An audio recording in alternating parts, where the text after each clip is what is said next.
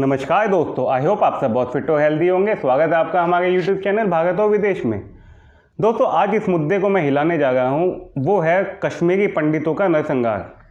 दोस्तों, 1990 के अंदर कुछ ही हफ्तों के अंदर घाटी से हज़ारों लाखों की तादाद में कश्मीरी हिंदुओं को, पंडितों को भगा दिया गया था। भीषण नरसंहार हुए थे। दोस्तों, 32 साल इस घटना को हो चुके हैं, लेकिन आज भी कश्मीरी पंडित अपने लिए इंसाफ के लिए राजधानी के अंदर दर दर भटक रहे हैं, लेकिन दोस्तों आज तक उनको इंसाफ नहीं मिला है। अगर मैं आंकड़ों की दृष्टि से देखा, 400 से 1500 लोगों की मृत्यु हुई थी। इस्लामिक मिलिटेंट ने उनकी हत्या कर दी थी और दोस्तों बहुत बेरहमी से इनकी हत्या हुई थी। इसकी बहुत कहानियाँ हैं, वो मैं आपको वीडियो के आखिर में बताऊँगा। दोस्तों, उस समय प्रधानमंत्री थे वीपी सिंह, नेशनल फ्रंट की गवर्नमेंट थी जिसको की सपोर्ट कर रही थी बीजेपी। फारूक अब्दुल्ला थे कश्मीर के मुख्यमंत्री और वहीं पर जगमोहन थे उस समय गवर्नर, क्योंकि उस समय कानून व्यवस्था संभलने गई थी तो गवर्नर रूल लग चुका था। दोस्तों, इसके अंदर शामिल कौन कौन था और क्यों हुआ ये सब नरसंहार, इसके बारे में आज हम बात करेंगे। दोस्तों, जम्मू कश्मीर लिबरेशन फ्रंट, जो कि जम्मू कश्मीर को भारत से आज़ादी दिलाना चाहता था। वहीं हिजबुल मुजाहिदीन, जो कि पाकिस्तान की सरजमीन पे पाकिस्तान का कश्मीर में झंडा फहराना चाहता था। और भी छोटे मोटे काफ़ी सारे मिलिटेंसी ऑर्गेनाइजेशन इसके अंदर काम कर रहे थे, जो कि कश्मीरी हिंदुओं को वहाँ से भगाना चाहते थे। दोस्तों, अगर इसके रीज़न की बात की जाए तो इसके रीज़न बहुत सारे हैं। कुछ मोटे मोटे रीज़न मैं आपके सामने बताऊँगा। दोस्तों, आपको पता ही है 1947 से जब देश आज़ाद हुआ उस समय से कश्मीर एक हॉट टॉपिक बना हुआ है। कश्मीर को हमने एक स्पेशल स्टेटस का हिस्सा बनाया था। दोस्तों, उसके अंदर कश्मीर को काफ़ी सारी ऑटोनॉमी मिली हुई थी। अब उसी चक्कर में हुआ क्या, कश्मीर के अंदर 5% हिंदू रहते थे, 95% पॉपुलेशन थी मुस्लिम्स की, हिंदू रहते थे। उस समय वो जम्मू कश्मीर का घाटी का देखा जाए तो 30% लैंड एक्वायर करते थे। तो इसका मतलब इकोनॉमिकली भी काफ़ी सारी डिस्पैरिटीज हिंदू और मुस्लिम्स के बीच में थी।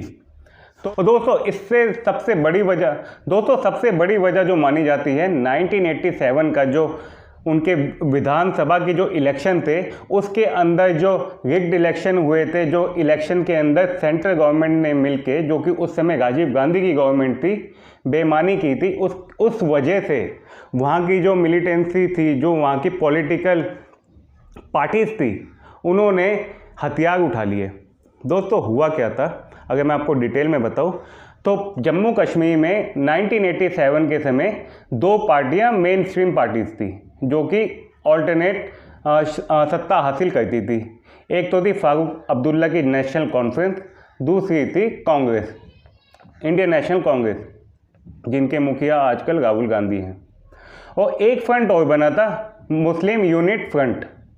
तो दोस्तों, इसमें हुआ क्या, जो मेन स्ट्रीम दो पार्टी थी और एक नई पार्टी थी MUF, मुस्लिम यूनिटी फ्रंट। अब आप मान लीजिए, अगर दो मेन स्ट्रीम पार्टी ही एक दूसरे से हाथ मिला लेंगी सत्ता के लिए, तो फिर स्टेट में बचेगा क्या। अगर दिल्ली के अंदर आम आदमी पार्टी और बीजेपी, एग्जाम्पल के तौर पे मैं आपको बता रहा हूँ, आम आदमी पार्टी और बीजेपी ही साथ में मिलके हाथ मिला लें तो बाकियों के लिए बचेगा क्या, डेमोक्रेसी कहाँ रह जाएगी। तो दोस्तों, यही वहाँ पे हुआ था। अब इसके साथ साथ एक चीज़ हो गई। दोस्तों, उधर हुआ क्या, जो MUF था, मुस्लिम यूनिट फ्रंट, दोस्तों इनका ये एलिगेशन थे कि उस समय जो इलेक्शन हुए थे वो रिग्ड इलेक्शन थे, उसके अंदर बहुत ज़्यादा बेईमानी हुई थी। अलग अलग स्कॉलर्स का मानना है कि उस समय के जो इलेक्शन के अंदर कम से कम भी 14 से 15 सीटों के ऊपर मुस्लिम यूनिट फ्रंट को हरवाया गया था। और वो किसके द्वारा हरवाया गया था, जिसकी सेंटर में गवर्नमेंट थी, सेंटर में गवर्नमेंट थी कांग्रेस की। दोस्तों, अगर मैं 1987 के जो उस समय के विधानसभा के इलेक्शन को अगर थोड़ा आपके साथ डिटेल में बताऊं, तो उस समय नेशनल कॉन्फ्रेंस जो थी उसको 33% वोट मिले थे और उनकी सीटें आई थी 40। वहीं पे कांग्रेस को वोट मिले थे 20.20% और उनकी सीटें आई थी 26, माफ़ कीजिएगा। और वहीं मुस्लिम यूनिट फ्रंट को मिली थे कुछ 18 से 19% वोट। लेकिन दोस्तों, इनका जो सीट का मार्जिन था ना, वो केवल 4 रह गया। अब उनका ये कहना था कि इसके अंदर माल प्रैक्टिस हुई है, इलेक्शन के अंदर इलेक्शन प्रॉपरली रिग्ड है। वहीं पे इसके काफ़ी सारे एविडेंस भी मिलते हैं। BBC की एक रिपोर्टर है, उनके द्वारा एक कांग्रेस के नेता ने खुद एक्सेप्ट किया था कि जी हाँ, जम्मू कश्मीर 1987 के विधानसभा इलेक्शन रिग्ड थे।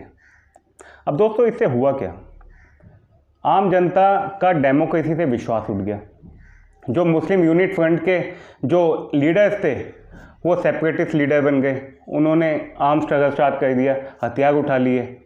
अब उनको लगा कि उनकी सुनवाई नहीं, उनके रिप्रेजेंटेटिव को कोई जीतने ही नहीं देगा सिंपल डेमोक्रेसी के अंदर भी, तो उन्होंने हथियार उठा लिए और इंसर्जेंसी अनप्रेसिडेंटेड तरीके से स्टार्ट हो गई 1990 के अंदर। इस इलेक्शन के रिजल्ट के बाद फारूक अब्दुल्ला, जो कि नेशनल कॉन्फ्रेंस के हेड थे, वो मुख्यमंत्री बने। लेकिन दोस्तों, हुआ क्या? लोगों ने इसको एक्सेप्ट नहीं किया और लोग ज़्यादा से ज़्यादा सेपरेटिस्ट लीडर जिन्होंने कि हथियार उठाने का आह्वान किया, उनके साथ जुड़ते गए। जो जवान लोग थे, जो जवान युवक थे, उन्होंने हथियार उठा लिए और जम्मू कश्मीर को भारत से अलग करने के लिए उन्होंने शुरुआत कर दी। और मेरी मिलिटेंसी की एक्चुअल में उसी समय से शुरुआत हुई थी। दोस्तों, 1990 के अंदर पहला श्रीनगर में ब्लास्ट हुआ था। दोस्तों, उस ब्लास्ट के बाद हर दिन नए नए कत्ले आम, असैसिनेशन, महिलाओं के साथ बलात्कार, वो शुरुआत हो गई। उसके बाद दोस्तों, डर का माहौल शुरू हुआ। लाउड स्पीकरों से आह्वान दिया जाने लगा कि कश्मीरी हिंदू जो हैं वो घाटी छोड़ के घाटी से चले जाएं। उनके घरों के बाहर हरे पेंट कर दिए गए, पोस्टर लगा दिए गए कि अगर आप कश्मीर की घाटी छोड़ के नहीं जाएंगे तो आपको मार दिया जाएगा, आपकी बेटियों के साथ बलात्कार किया जाएगा, तो जल्द से जल्द यहाँ से निकल जाइए।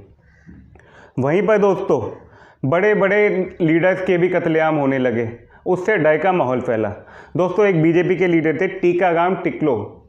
इनको एक ये वहाँ के लॉयर भी थे और बीजेपी के लीडर भी थे। इनको सरेआम असैसिनेट कर दिया गया। श्रीनगर हाई कोर्ट के एक जज थे, उनको सरेआम असैसिनेट कर दिया गया। दोस्तों, JKLF जो कि जम्मू कश्मीर लिबरेशन फ्रंट है, उसने काफ़ी सारे लोगों को किडनैप भी किया। इवन उस समय के जो गृह मंत्री थे मुफ्ती मोहम्मद सईद, उनकी बेटी को भी किडनैप कर लिया गया और उसके बदले आतंकवादियों की रिहाई की मांग की गई। हिजबुल मुजाहिदीन ने क्या किया? उसने वहाँ के मिलिटेंसी ऑर्गेनाइजेशन के साथ मिलकर पूरे जो कश्मीर घाटी में जहाँ हिंदू रहते थे उनकी बिजली काट दी, उनके पानी के कनेक्शन काट दिए और लाइटें आती थी सिर्फ और सिर्फ मस्जिदों की। मस्जिदों से लाउड स्पीकर के थ्रू बोला जाता था कि जल्दी से जल्दी घाटी खाली कर दी जाए। अब दोस्तों, आप खुद ही सोचिए, जहाँ पे आप बचपन से रह रहे हैं वही लोग जो आपके अड़ोसी पड़ोसी हैं वही आपकी जान के दुश्मन हो जाए। क्यों? कश्मीर के जो सरकारी ऑफिस थे, बिल्डिंग थी, उनके ऊपर हरा रंग कर दिया गया और उनका जो टाइम था, उनका जो टाइम जो इंडियन स्टैंडर्ड टाइम है उसको चेंज करके पाकिस्तान स्टैंडर्ड टाइम से मिला दिया गया। दोस्तों, हैवानियत की इतनी सारी घटनाएं इस बीच हुई। उसका एक एग्जांपल मैं आपको देना चाहूँगा। उसमें हुआ क्या?